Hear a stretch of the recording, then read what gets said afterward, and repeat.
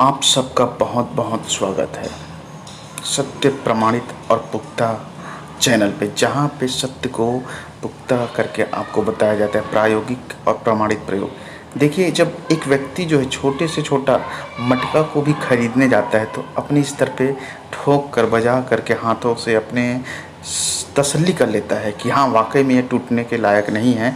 अच्छा से अपने मन में तसल्ली करके ही मटका खरीदता है। तो फिर बात गुरु की आती है। जब भी आप गुरु बनाएं तो ऐसा बनाएं जो आपको सत्य तक लेकर जाए। गुरु का असली मकसद यही है कि गुरु तो हजारों है, लेकिन आपको चाहिए सिर्फ सत्य गुरु, जो सत्य तक लेकर जाए। क्योंकि सिकंदर महान को भी अगर अरस्तु जैसा गुरु नहीं मिला होता, या फिर अर्जुन को गुरु द्रोणाचार्य नहीं मिले होते, तो उसके जो मन के अंदर जो बंधन है वह खोल ही नहीं पाता। क्योंकि हर इंसान का सबसे बड़ा शत्रु जो है उसका मन ही है। मैं पहले भी बता चुका हूँ, मन ही आपको बांध के रखा है। आप ही सोचे हैं कि मैं सिर्फ इतना ही सैलरी कमाऊँगा, मैं सिर्फ इतना ही काम करूँगा, मैं सिर्फ यहीं तक बढ़ पाऊँगा। जो भी है, जहाँ तक भी आप सोचे हैं, मैं सिर्फ इतना ही कर सकता हूँ। इस इतना और मैं को अगर हटा दें तो इस बंधन से मुक्त हो जाएंगे। पूर्ण रूप से सद्गुरु ही यही कार्य कर सकता है कि आपको पूर्ण रूप से बंधन से मुक्त कर दे। जब मुक्त कर दे तभी आप सत्य के पास पहुंच सकते हैं और परम सत्य को जान सकते हैं।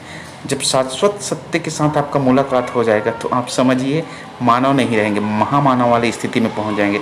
चाहे सिकंदर हो, अर्जुन हो, कृष्ण हो, अरस्तु हो, कोई भी हो, विश्व में कोई भी हो, लेकिन जिन्होंने अपने मन को जीता, बंधन को जाना है और उस बंधन को खोला भी है, तब जाकर के उस स्थिति को प्राप्त किया है जो अनंत की सीमा तक लेकर जाता है। शिव का अर्थ होता है सत्य, का अर्थ होता है सत्पुरुष, का अर्थ होता है अनंत।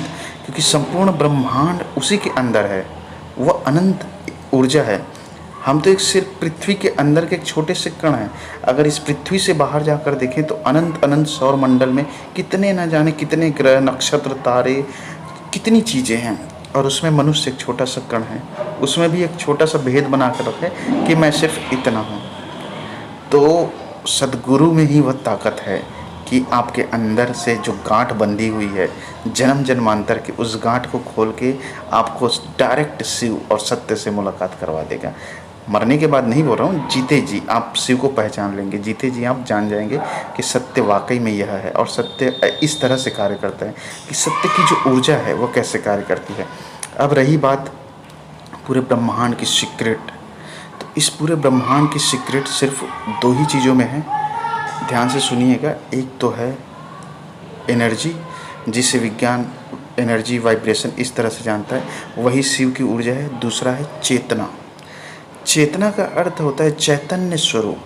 चाहे भगवान बुद्ध हो, महावीर स्वामी हो, भगवान कृष्ण हो, राम हो, इन्होंने अपनी चेतना के स्तर को इतना बढ़ाया, इतना बढ़ाया कि हर छोटी से छोटी एनर्जी को, इस कण कण को उन्होंने जाना है।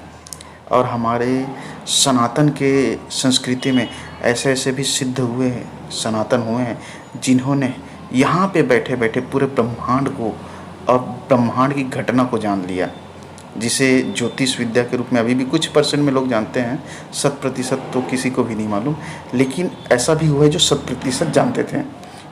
उस समय की बात है जहाँ पे व्यक्ति ने पूर्ण सत्य को, सिद्धों ने पूर्ण सत्य को प्राप्त किया था। वो एक एक कण को, ब्रह्मांड की एक एक घटना को, कब किस समय क्या होने वाला है, काल चक्र में क्या छुपा हुआ है, सब चीज़ जानते थे। क्योंकि उन्होंने सत्य को पाया था, शिव को पाया था।